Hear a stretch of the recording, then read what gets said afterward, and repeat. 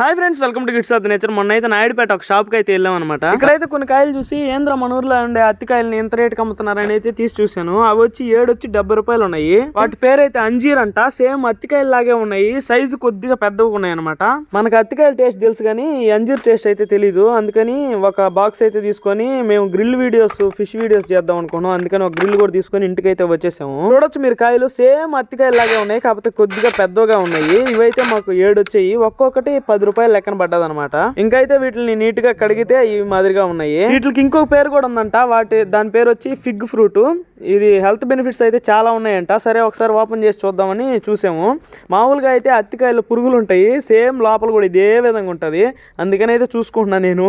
దీంట్లో అయితే పురుగులు ఏం లేవు. అత్తికాయలకి వీటికి పెద్ద తేడా కూడా లేదు. టేస్ట్ లో కొద్దిగా తీయగా ఉన్నాయి. కాకపోతే మన అత్తికాయలకు కూడా మంచి బెనిఫిట్స్ ఉంటాయి. అత్తికాయలు అంటే ఏమో అనుకుంటారేమో, మేడి పండ్లు అంటారు కదా, అవే అనమాట. వీడియో నచ్చితే లైక్ చేయండి. Bye friends.